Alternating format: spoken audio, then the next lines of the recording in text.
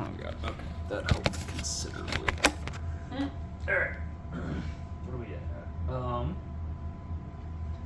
Okay, so we are at time to make decisions. So we've had a pretty thorough discussion. Actually, we honestly kind of came to that one naturally. That's kind of what we just did. We kind of, did that. Oh no.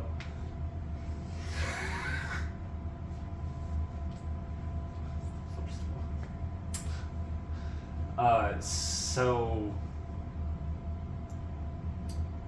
your grandfather was a farmer. He had some prior military service. You are the next of kin. Kind of sounds like there's not a whole lot of other family, really in the, well, I mean, like necessarily directly in the picture, I suppose. Worst part of pretty much any arrangement conference that I make is discussion about payment.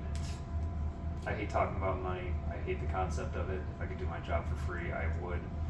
I literally just despise talking about it whatsoever. I don't know what your financial situation is. However, funeral service can get expensive. What you're talking about is a graveside service with what? Yeah, sorry, I just adjusted my balls. I can edit around this. What you're talking about is a pretty simple graveside service. There would be a charge for, really kind of to break it down, like this is the point where I would give you a general price list and we kind of itemize that. You would be paying for a vault, a casket, embalming, the setup out there, overhead for time. Does he have to be embalmed in this situation? He doesn't have to be, if you don't. Actually, yeah, that's a good point. I apologize. Federally, there's no scenario in which you have to embalm. Okay. Legally, you do not ever have to embalm. What we would want you to embalm for would be like if you would want to have a public visitation, which it doesn't sound like you're going to. So really kind of what we can do here is just a direct burial. Do you want to see him before he...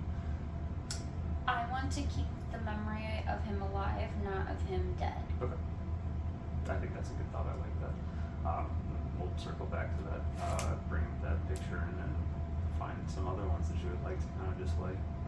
That's absolutely fine. You don't necessarily have to view the body whatsoever. It's an optional portion of the funeral process. For some people, I'm not going to go into detail about this one. That's a whole psychological effects, blah blah blah. Yep. So payment. No embalming. No embalming. Pretty much what we're talking about is a simple burial, and really maybe like I don't know, an hour and a half long service, something like that. Is kind of what it kind of sounds like you're wanting to have a cemetery gathering of sorts. Mm-hmm. Absolutely, I like that idea. So yeah, that honestly shouldn't total out to be insanely expensive. Ballpark probably $2 to $3 grand, something like that. Yeah, and again, I will try to work with you at every possible. Okay, so just out of my own curiosity, It'll probably be more expensive. that's what I can't figure. So when my grandma Betty died, he bought a double plot, and the headstone was made with her information and then his name and then date of birth filled out already. Since he purchased that previously, how does that work? He only purchased plot previously. He purchased the coffin. He had his funeral paid for. He had a pre-need entirely done. He paid for everything. He spent like $14,000. Okay. Like years before. Okay. Because he found out that he had cancer. Then this conference would be like 15 to 30 minutes. Yeah. Like IRL. Like this would be like actually about how long this would take, and most of it would just be bullshitting. Yeah, no, Phyllis made it into a multi-day thing. We went there twice to that funeral home to make arrangements. even though it was paid for, It was already done. It was made. she had creative freedom. It's not Yep, how that's supposed to go. yep.